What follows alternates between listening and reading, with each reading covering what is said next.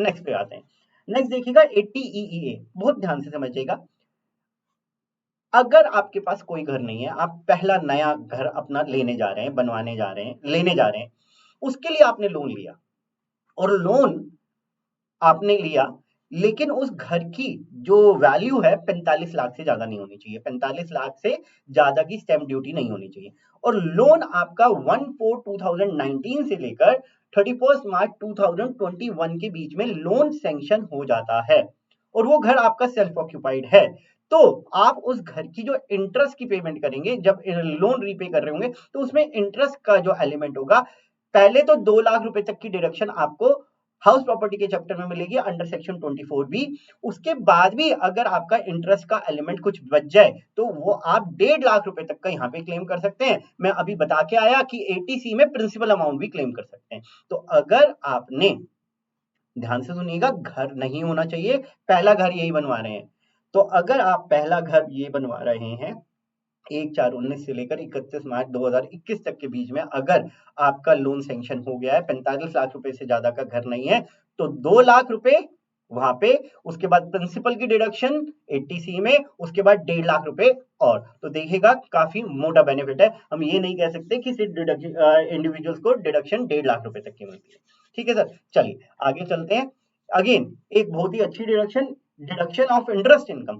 तो interest income, अगर आपने एफडी करा रखी है, आपका सेविंग बैंक अकाउंट है, आपकी आरडीज वगैरह चल रही है, तो उसके ऊपर इंटरेस्ट आता है, वो इंटरेस्ट हमारा पूरा का पूरा आईओएस के हेड में, इनकम फ्रॉम अदर सोर्सेज के हेड में टैक्सेबल होता है, लेकिन उस इंटरेस्ट अमाउंट की डिडक्शन मिल जाती है कहां पे, सेक्शन 80 टीटीए एंड टीटीबी। जरा ध्यान से सुनिएगा, 80 टीटीए अदर देन इंडिविजुअल्स के लिए, मतलब मैं, अगर मेरी एफडी चल रही है, मेरा आरडी है, मेरा सेविंग बैंक अकाउंट है, उसके ऊपर जो इंटरेस्ट आ रहा है, सपोज कीजिएगा एफडी का इंटरेस्ट आ रहा है 5,000 रुपए, सेविंग बैंक अकाउंट के ऊपर आ रहा है 8,000 रुपए, तो 8 और 5 कितना हो गया, 13,000 रुपए, तो वो 13,000 रुपए मेरा इनकम फ्रॉम अदर सोर्सेज में टैक्सेबल होगा। लेकिन क्योंकि मैं सीनियर सिटीजन नहीं हूं, तो जितना मेरा सेविंग बैंक अकाउंट का इंटरेस्ट आया है, केवल उतने अमाउंट की मेरे को डिडक्शन मिलेगी, and that too maximum of rupees 10,000। तो मेरे को वो 10,000 तक की डिडक्शन मिलनी है, लेकिन मेरी सेविंग बैंक अकाउंट की इंटरेस्ट इनकम कितनी है, 8,000, तो मेरे को 8,000 की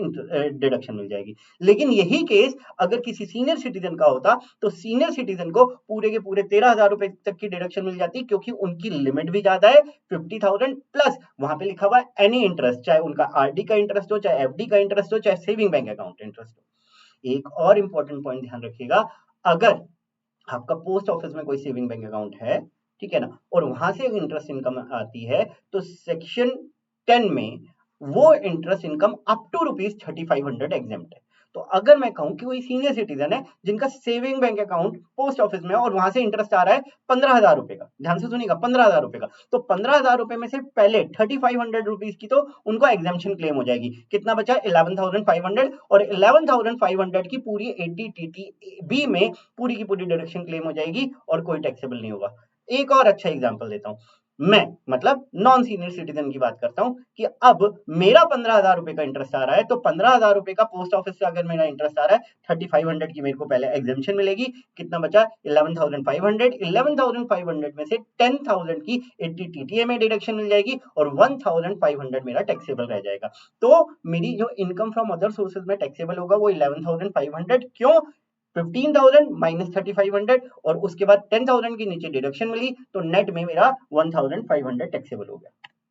आइए आगे चलें। सर बहुत अच्छा सेक्शन है डोनेशंस का सेक्शन। सर डोनेशन का सेक्शन, कोविड की वजह से पीएम केयर फंड में हर एम्प्लॉय ने पैसा डलवाया है, नॉन एम्प्लॉयज ने भी डलवाया है, लेकिन हर एम्प्लॉय ने तो डलवाया ही डलवाया है, क्योंकि एम्प्लॉयर ने पैसे काटे और डलवाए।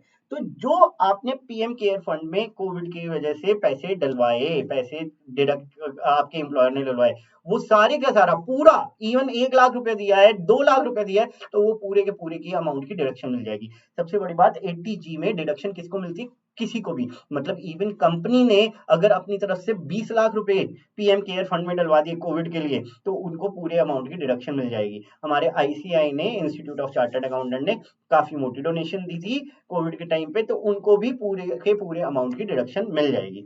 तो यहाँ पे अप्रोक्सीमेटली 22 फंड है जिनमें आप पैसा डलवाएं, और जितना भी अमाउंट डलवाएंगे पूरे के पूरे की डिडक्शन मिल जाएगी। ध्यान से सुनिएगा, अगर आप डोनेशन दे रहे हैं 2000 रुपए से ज्यादा की, तो जो देंगे वो अदर देन कैश में देंगे।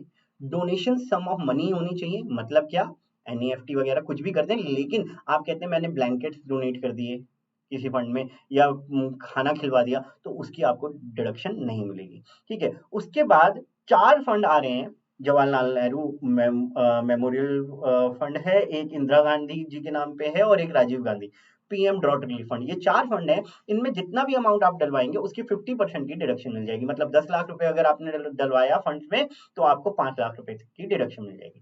उसके बाद 2 और चीजें आ रही हैं। एक आ रहा है जिसमें 2 फंड का नाम है, अगर आप गवर्नमेंट को किसी फैमिली प्लानिंग स्कीम के लिए सपोर्ट करते हैं वो, और इंडियन ओलंपिक एसोसिएशन में अगर आप डोनेट करते हैं तो जितना भी अमाउंट आपने डलवाया उसकी डिडक्शन मिल जाएगी, लेकिन अप टू क्वालिफाइंग लिमिट। मतलब क्या, मेरी एग्जांपल लेते हैं, मेरी क्वालिफाइंग लिमिट है 1 लाख रुपए, और मैंने इंडियन ओलंपिक एसोसिएशन में 1,20,000 डलवाया, तो मेरे को डिडक्शन कितने मिलेगी, 1 लाख रुपए। सर ये क्वालिफाइंग लिमिट कैसे निकालते हैं? क्वालिफाइंग लिमिट होती है 10% of adjusted gross total income. Adjusted gross total income क्या होती है? जितनी मेरी जीटीआई है minus long term capital gains minus short term capital gain under section 111A minus any deduction claim under section 80C to 80U except 80G। तो जो amount आएगा उसको हम as adjusted gross total income कहते हैं, और उसका 10% जो है वो हमारी क्वालिफाइंग लिमिट मानी जाती है। ठीक है, उसके बाद 4 फंड्स और हैं, जैसे आप कहते हैं कि डोनेशन की रिसीट वगैरह, वो मेरे लास्ट वाले में आते हैं। इवन जो राम मंदिर बन रहा है उसके लिए भी उन्होंने नोटिफाई कर दिया है कि जो भी आप डोनेशन देते हैं, that is for that you can claim deduction under section 80G। तो जितना अमाउंट आपने डलवाया उसका 50% की आपको डिडक्शन मिलेगी, that too up to the amount of qualifying limit.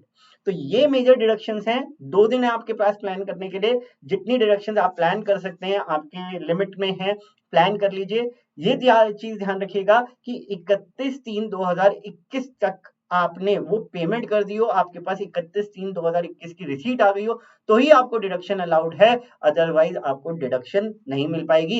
1 तारीख की अगर आपको रिसीट मिली है, 2 तारीख की आपको रिसीट मिली है, तो वो अगले साल डिडक्शन मिलेगी, वो इस साल डिडक्शन नहीं मिल पाएगी। तो health insurance, life insurance, donation की रिसीट वगैरह सब कब तक की होनी चाहिए? मैक्सिमम 31/3/2021 तक की होनी चाहिए।